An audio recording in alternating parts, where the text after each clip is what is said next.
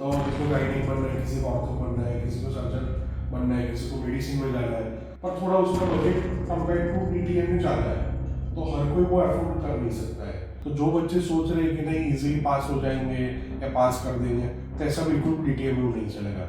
Hello, I'm Sani Sharma. I'm a third year medical student from DTMU.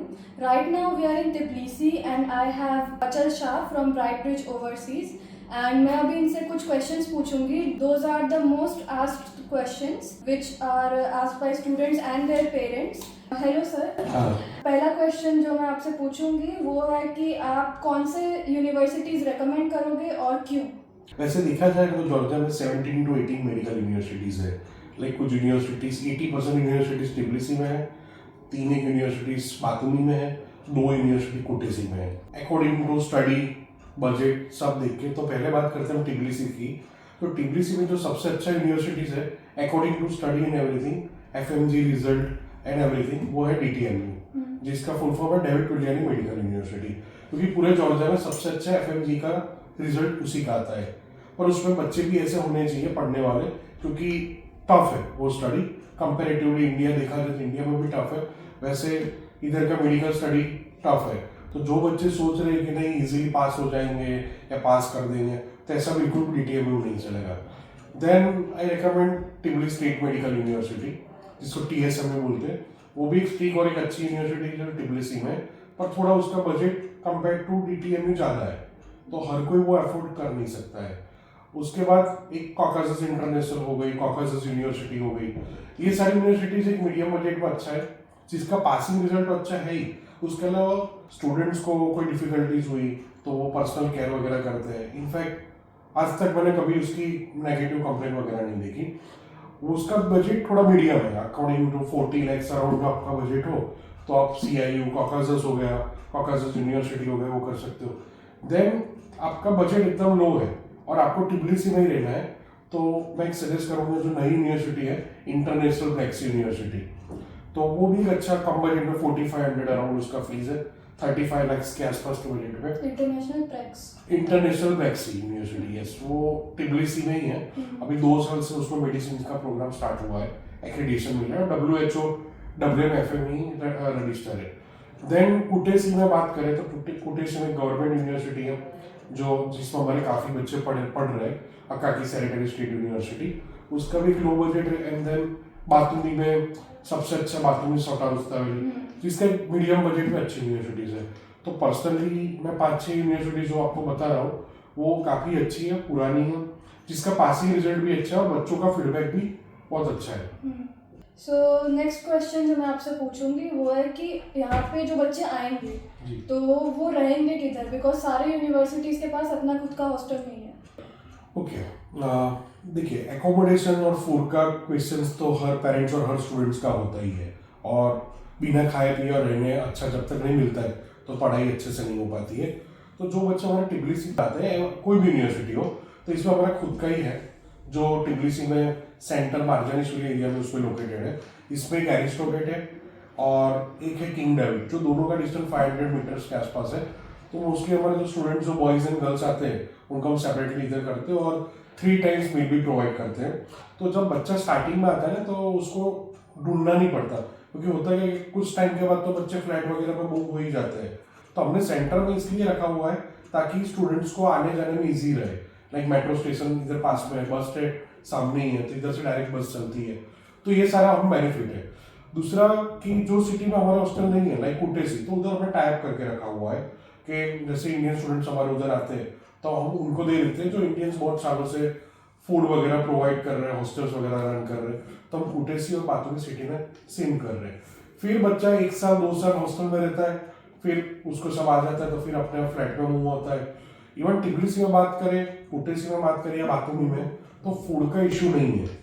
हर एक मतलब state पे Indian आपको restaurant या टिफिन सर्विस वगैरह मिल जाएगी। इनफैक्ट ग्रोसरी स्टोर है, सारी चीज मिल रही है इजीली अवेलेबल। एंड कुछ बच्चे सेल्फ कुकिंग करते हैं, जिसको खुद का हाथ का बना हुआ पसंद है। कुछ बच्चे रेडीमेड एक टाइम लाते, एक टाइम खुद बनाते, कुछ दोनों टाइम बाहर से लेके आते। तो फूड का इश्यू जॉर्जिया में नहीं है। जॉर्जिया में कोई प्योर वेजिटेरियन नहीं होगा, वो सर्वाइव कर लेगा। थर्ड क्वेश्चन जो मैं आपसे पूछूंगी वो है कि जो पेरेंट्स अपने बच्चे भेजते हैं नए कंट्री में भेज रहे हैं तो वो लोग वहाँ पे रहेंगे नहीं, तो सेफ्टी होती है गर्ल्स के लिए स्पेशली, तो सेफ है या नहीं है गर्ल्स के लिए?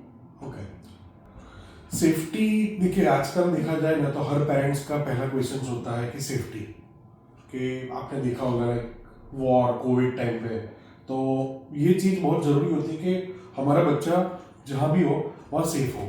ठीक है, तो फर्स्ट ऑफ ऑल सबसे बड़ा प्लस पॉइंट करने का यही है कि जॉर्जिया वर्ल्ड की टॉप 10 सेफेस्ट कंट्रीज में आती है। इधर क्राइम बहुत लेस है। इसका एक रीज़न ये भी है कि इधर गर्ल्स की पॉपुलेशन मतलब लेडीज फीमेल रेशियो काफ़ी ज़्यादा है कंपेयर टू बॉयज़, है ना। दूसरा वाइटिश पीपल है, कोई ब्लैकिश पीपल आपको मिलेगा नहीं, सारे क्रिश्चियंस हैं। ठीक है, और इतने सालों से मतलब कम से कम मेरे को काम करते हुए 2014 से हम लोग स्टूडेंट्स भेज रहे, तो 11 साल हो गया। एवरेज रेशियो रहा है उसमें गर्ल्स कैंडिडेट ही ज़्यादा रही है डॉक्टर बनने के लिए इधर जॉर्जिया में। तो आज तक मैंने कभी ऐसा सुना नहीं है किसी स्टूडेंट या पेरेंट ने फ़ोन करके ये नहीं बताया कि हमारी लड़की को इधर छेड़ा गया या लोकल से परेशान किया। तो डेफिनेटली मैं कह सकता हूँ कि Georgia is very safe for all, चाहे वो लड़का हो या लड़की। इवन रात को भी वो आराम से घूम सकते, तो आज तक मैंने कभी कोई प्रॉब्लम नहीं देखी। तो फोर्थ क्वेश्चन जो है वो है कि यहाँ से तो MBBS खत्म कर ली, उसके बाद क्या करेंगे स्टूडेंट्स, क्या क्या कर सकते हैं? देखिए वो डिपेंड्स होता है स्टूडेंट्स की चॉइस पे। अब MBBS उसने कर लिया, जैसे कि लाइक बच्चा जब 10th में था तब उसको पहले से पता था कि मेरे को डॉक्टर बनना है, तो इसलिए मैं 12th बायोलॉजी ले रहा हूँ। तो उसका एम पहले से डिसाइड होता है कि उसको क्या करना है, क्योंकि MBBS के काफ़ी फील्ड्स होती है, लाइक स्पेशलाइजेशन जिसको हम लोग बोलते हैं। तो जिसको गायनेक बनना है, किसी को ऑर्थो बनना है, किसी को सर्जन बनना है, किसी को मेडिसिन में जाना है, और फिर डिपेंड करता है उसको कहाँ करना है। तो जैसे कि इंडियन स्टूडेंट्स है तो 60 to 70% इंडियन स्टूडेंट्स का और घर वालों का यही रिकमेंडेशन होता है कि मेरा बेटा मेरे घर के सामने मतलब रहे। तो इंडिया के लिए FMG एग्जाम दे सकते हैं, जो भी नेक्स्ट होने वाली है, हुई नहीं है। तो इंडिया में आप नेक्स्ट दे के आप प्रैक्टिस कर सकते हो, पोस्ट ग्रेजुएशन कर सकते हो। ठीक है, देन यूरोप में भी अच्छी अपॉर्चुनिटीज है। यूरोप में भी काफ़ी अलग अलग कंट्रीज में डिग्री डायरेक्टली वैलिड है और कुछ जगह टेस्ट होते हैं, और उधर की आपको लोकल लैंग्वेज सीखनी पड़ेगी। देन यूके में बात करें तो UKMLE जिसका नाम था प्लैट, जो अभी UKMLE हो गया है, वो देके आप मास्टर्स कर सकते हो, इवन प्रैक्टिस कर सकते हो। इवन यूके में एक है MRCP MRCS जिसको डिप्लोमा बोलते हैं, वो भी बहुत अच्छा कोर्स है जो 2 years का होता है। वो भी हमारे काफ़ी स्टूडेंट्स कर रहे हैं, और वो करने के बाद भी वो जॉब कर सकते हैं यूके में। देन सबसे अच्छा और मतलब अच्छा पैसा कमाने अर्निंग वाला US, तो वो थोड़ा टफ है, पर काफ़ी बच्चे हमारे इवन जॉर्जिया के US में USMLE जो एग्ज़ाम है वो क्रैक करके उधर सेटल्ड है, खास करके DTMO के स्टूडेंट्स, क्योंकि उनका पूरा करिकुलम ही USMLE बेस्ड है। देन ऑस्ट्रेलिया के AMC टेस्ट है, न्यूजीलैंड का NZREX, कनाडा का MCCQE टेस्ट है, दुबई का DFA करके है। तो ये लाइसेंसिंग एग्जाम्स है, ये आप पास करके वो जो कंट्री में आप सेटल होना चाहते हो डेफिनेटली हो सकते हो। डॉक्टर्स के लिए ऐसा है ही नहीं कि आपको आगे ग्रोथ नहीं मिलेगा। हाँ, उनके जो प्रोटोकॉल्स है गवर्नमेंट के वो आपको फॉलो करने रहेंगे, लाइक ए लाइसेंसिंग एग्जाम या फिर 2 साल का इंटर्नशिप, 1 साल का इंटर्नशिप, फेलोशिप बोलते हैं, वो सब सारी चीज़ें करनी पड़ेगी। पर डॉक्टर्स के लिए ग्रोथ तो all over the world everywhere है ही। तो मेन क्वेश्चन होता है कि इंडिया में उतनी पॉपुलेशन है तो बहुत सारे लोग गवर्नमेंट हॉस्पिटल्स में जाते हैं, क्लिनिकल एक्सपोजर पेशेंट्स के थ्रू बहुत मिलता है इंडिया में। तो जॉर्जिया में क्लिनिकल एक्सपोजर कैसा है, और क्या स्टूडेंट्स को कुछ मिलता है करने के लिए क्लिनिकल्स में, या फिर बस वो बैठे रहते हैं? सही, देखिए बात किया जाए तो इंडिया और जॉर्जिया की, तो इंडिया का पॉपुलेशन हो तो सबसे हाईएस्ट है और जॉर्जिया का पॉपुलेशन बहुत कम है। ठीक है, तो आप देखा जाओगे तो इंडिया में मतलब ऑब्वियसली प्रैक्टिस ज़्यादा मिलेगा क्योंकि पॉपुलेशन ज़्यादा ही है, पर ऐसा नहीं है कि जहाँ पॉपुलेशन कम है तो उसकी वजह से मतलब बच्चे को सीखना नहीं मिलता है। क्योंकि अगर देखिए पॉपुलेशन ज़्यादा है उसकी वजह से प्रैक्टिस अच्छी मिलती है, तो इंडिया का मेडिसिन नंबर 1 होना चाहिए, जो बल्कि US का है। तो आप US का कंपेयर करोगे इंडिया से तो US की पॉपुलेशन भी कम है, पर तब भी US का नंबर 1 मेडिसिन पोजीशन पे है। तो बात करते हैं कि सिखाते कैसे, वो चीज़ बहुत इंपॉर्टेंट होनी चाहिए। तो मेनली जॉर्जिया में क्या है, और खास करके टिबिलिसी में एक पूरा एरिया है जहाँ अलग अलग हॉस्पिटल्स है, जिसको इधर बोलते हैं क्लिनिक्स। तो जैसे कि अपने इंडिया में होता है मल्टी स्पेशलिटी हॉस्पिटल, इधर इंडिविजुअल क्लिनिक्स होती है। तो स्टूडेंट्स को जो भी मतलब जो भी यूनिवर्सिटी में स्टडी होता है उनको रोटेशन के लिए उधर भेजा जाता है। तो उनका जो सब्जेक्ट्स होता है उनका क्लिनिकल रोटेशन उसको उधर ही मिलता है और उधर उनको लाइव इंटरेक्शंस मिलता है लाइव पेशेंट के साथ। सीखने को मिलता है, ऐसा नहीं है कि नहीं मिलेगा, पर कंपेयर टू इंडिया आप नहीं कर सकते कि इंडिया से कंपेयर ऐसा नहीं कर सकते। ठीक है, मेन चीज होती है कि आपको कैसा सिखाया जाता है और कितना कैच कर रहे हो, वो बहुत इंपॉर्टेंट जरूरी है। क्योंकि अगर मतलब मान लो कि कोई भी डॉक्टर, इवन इंडिया का डॉक्टर हो या जॉर्जिया का हो या कोई भी कंट्री से हो, वो जब पढ़ के निकलता है तब हमने देखा हो कि उसको भी इंजेक्शन रखना नहीं आता है। एंड ऑफ द डे वो सारी चीजें जब वो इंटर्नशिप करता है जहाँ भी जहाँ उसको प्रैक्टिस करना है वो उसकी कसर पूरी करते हैं। तो आई डोंट थिंक सो कि जॉर्जिया में मतलब कम मिलता है ऐसा वैसा। काफ़ी स्टूडेंट्स हमारे ऐसे हैं जिनका कहना है कि जब वो इंटर्नशिप कर रहे हैं तो इंडिया के डॉक्टर से भी उनको ज़्यादा आता है।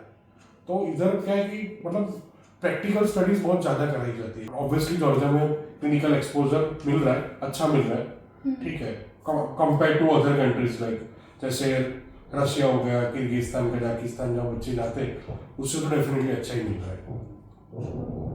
एक लास्ट और बहुत इम्पोर्टेंट क्वेश्चन है जो सारे बच्चे पूछते हैं। एनएमसी की गाइडलाइन है कि लाइसेंसिंग एग्जाम के बारे में वो जॉर्जियन में देनी होगी या वो क्लियर करना होगा उसके बाद ही होगा। ओके, ये बहुत अच्छा क्वेश्चन है और ये क्वेश्चंस हमको भी बहुत सारे पेरेंट्स पूछते हैं और उसका हम आंसर्स देते हैं। बहुत सारे रूमर्स की वजह से डाइवर्ट हो जाते हैं। तो पहली चीज़ तो मैं आपको बताऊं कि मैं थोड़ा डिटेल्स में बताता हूँ कि 18 नवंबर 2021 में एनएमसी ने नए रूल्स एंड रेगुलेशन पब्लिश किए। तो उसमें एक पॉइंट ऐसा था, लाइसेंस टू प्रैक्टिस होना चाहिए स्टूडेंट्स के पास कि आप जो भी कंट्री में आप एमबीबीएस कर रहे हो वो कंट्री आपको उधर के लोकल सिटीजन की तरह जो उसका हक है उसकी तरह आपको भी उधर प्रैक्टिस करने का लाइसेंस देनी चाहिए। दैट मीन्स कि आप अलाउ हो उधर प्रैक्टिस करने के लिए। तो ये जब आया तब बहुत सारी कंट्रीज ऐसा इधर उधर ये वो बहुत सारी कंट्रीज फॉलो नहीं भी कर रही है। तो एक चीज आपको मैं बता दूं, ये चीज इंडियन एम्बेसी ने भी पब्लिश किया हुआ है, जो इंडियन एम्बेसी आर्मेनिया में है, येरेवन में, उनकी साइट पे भी है ऑलरेडी। दूसरा, जो जॉर्जिया की एम्बेसी इंडिया में है उनकी ऑफिशियल वेबसाइट पे भी ये चीज रखी हुई है। तो जो भी इंडियन स्टूडेंट्स इधर एमबीबीएस करेगा तो एमबीबीएस करने के बाद वो इधर as a junior doctor local citizen की तरह प्रैक्टिस के लिए एलिजिबल होगा। उसके लिए उसको कोई लाइसेंसिंग एग्जाम देनी नहीं है। लाइसेंसिंग एग्जाम जैसा इधर है ही नहीं आफ्टर कंप्लीटिंग मेडिसिन, मतलब एमबीबीएस के बाद। बहुत सारे लोग आपको गुमराह करते होंगे और रूमर्स फैलाते हैं कि जॉर्जिया में 6 इयर्स का मेडिसिन करना है, देन 3 साल आपको पोस्ट ग्रेजुएशन करना है, तब जाके आपको लाइसेंस मिलेगा। वो दोनों चीज डिफरेंट है। आपको गवर्नमेंट को क्या चाहिए कि एमबीबीएस के बाद लाइसेंस टू प्रैक्टिस एलिजिबल होने चाहिए, वो भी लोकल सिटीजन की तरह। तो वो इधर की गवर्नमेंट दे ही रही है। एंड 3 इयर्स पोस्ट ग्रेजुएशन जिसको करना है वो कर सकता है। वो पोस्ट ग्रेजुएशन जॉर्जिया में हो रहा है, तो वो जब करना है तो अपने इंडिया में कैसे नीट पीजी एग्जाम है, तो वैसे इधर एनपीडी क्यूए करके एग्जाम है, national post diploma qualification exam, जिसको हम नीट पीजी बोल सकते हैं। अगर वो आप पास करते हो तो देन आप 3 साल इधर पोस्ट ग्रेजुएशन करो, तो उसको हम परमानेंट मेडिकल प्रैक्टिशनर बोलते हैं जॉर्जिया में, जो अपने इंडिया में पीजी डॉक्टर कहलाता है। तो ये चीज क्लियर है कि जॉर्जिया एनएमसी की जो गाइडलाइंस है उसको 100% फॉलो कर रहा है। और ये चीज अपनी गवर्नमेंट ने भी कही हुई है, जॉर्जिया की गवर्नमेंट लिख के दिया हुआ है, इवन हमारे पास लॉट्स ऑफ प्रूफ है। तो ये चीज में बेफिक्र रहिए। थैंक यू सो मच आपका टाइम देने के लिए और ये क्वेश्चंस का जवाब देने के लिए। Hopefully it will be very helpful for the students and thank you. Thank you.